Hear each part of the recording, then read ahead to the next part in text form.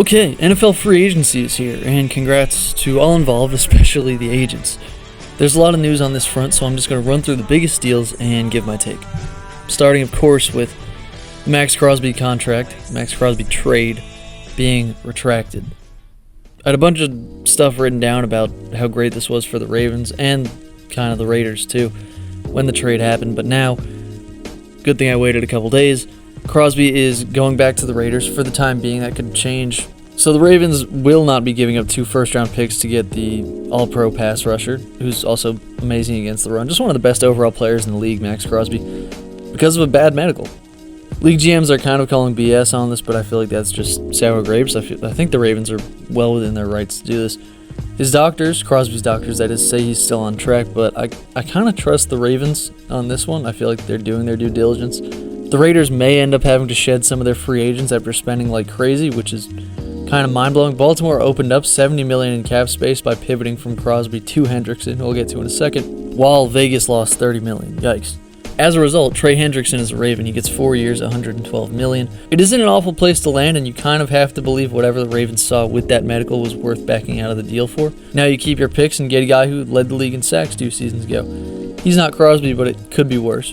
My worry as it pertains to Hendrickson is a common one. We've seen stalled contract negotiations really take a hammer to guys' careers. It's why players need guaranteed contracts so badly. There's a real chance we've seen the best of Trey Hendrickson, and what could have been a real dominant stretch for him in Cincinnati has stalled a bit, along with the negotiations for his deal. I'm glad he got his money though, but if you're the Ravens, you know this is a risk. And as far as what the Raiders are kind of risking by bringing Crosby back, they went hard in free agency and made some good signings. Tyler Linderbaum, resetting the center market by a lot. Quay Walker and Kobe Dean, 2 good linebackers. Jalen Naylor, Kwity Paye, Eric Stokes, Malcolm Kuntz, and a trade for slot corner Taron Johnson. A lot of good moves in there, and kind of stinks they might have to back out of it, but I would imagine Crosby still isn't exactly thrilled about the whole situation, so I think he'll probably be on the move.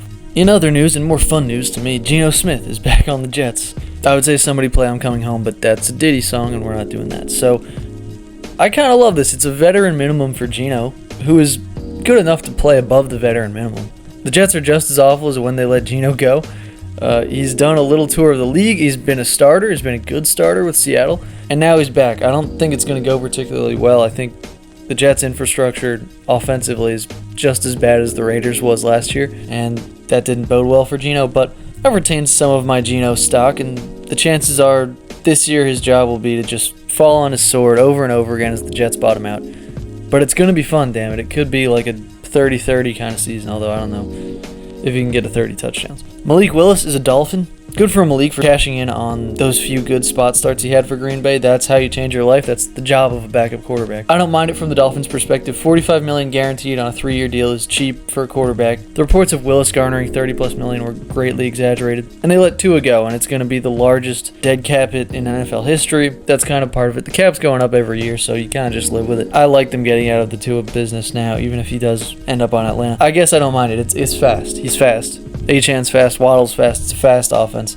I don't know if it's going to be a good offense, but it could be interesting to watch. Mike Evans is a 49er. The Niners were desperate for a wide receiver, losing Ayuk, obviously lost Debo last year, and they add him to an offense full of experienced veterans, a team of winners, like Evans is. He still runs great routes, but he isn't who he used to be physically. I still think it'll work. The Niners get the best out of pretty much everyone, and they kind of get a different dimension here with his jump ball ability and red zone catching ability too. Alec Pierce was probably the big wide receiver domino to fall as he went back to the Colts. I'm glad we can stop talking about Alec Pierce. The season has only been over for a month, but he's probably been the most mentioned name along with A.J. Brown, and hilariously he ends up taking less money than he could have gotten on the open market to go back to Indy. Clearly he was their priority, and the Colts did make the difficult decision of trading Michael Pittman to the Steelers to accommodate. Pierce is one of the best low-volume big play threats in the league. He's going to have to step it up a level, but he can probably do it. The Chiefs landed Kenneth Walker, the Super Bowl MVP, and I love this move for the Chiefs. You'd probably rather pay a good back $15 million than draft one in the top 10. It depends who you ask. Walker has a penchant for bouncing runs outside and turning fine gains into explosive ones. The Chiefs needed a running back more than and just about anyone to take some pressure off of Mahomes and so that they don't have to keep feeding Kareem Hunt the ball. This likely means the Chiefs will go with a defensive player with their top 10 pick, although one can fantasize about them landing Jordan Tyson or Mekhi Lemon. Lots of options with an extra first rounder after the McDuffie trade. Walker is also pretty good in the screen game, which we all know is Andy Reid's favorite thing in the world, but he couldn't really run them like he wanted to with Hunt and Pacheco. If I know Reid and Bieniemy, they are going to get the very best out of their running backs. Romeo Doubs is a New England Patriot. After losing out on Pierce, the Pats got their receiver in Doubs, and I like Romeo Doubs. In the crowded Packers wide receiver room, where they all can do one thing really well, I like that Doubs was the route running technician, and when all were healthy, I'd say he was the closest thing Green Bay had to a number one option. He'll kind of slide into that role Diggs was playing this year, and I guess that works. I still wouldn't rule out a move for A.J. Brown, because they are giving Doubs wide receiver 2 money. Panthers are loading up on defense. They've given out some big old contracts to Jalen Phillips and Devin Lloyd. Lloyd kind of came out of nowhere to have a big career resurgence as one of the best linebackers in football last year. Phillips was impressive in his brief time with the Eagles, although $30 million a year is a lot. I like these moves for Carolina, and it adds to an already good defense, especially in the secondary. This could be a truly elite defense next year. The question will still be the offense,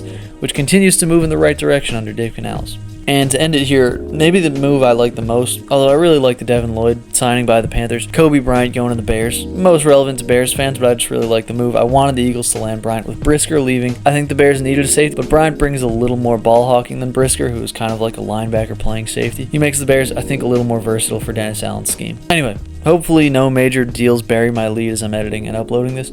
I'll talk to you soon. See you then. It always seems to me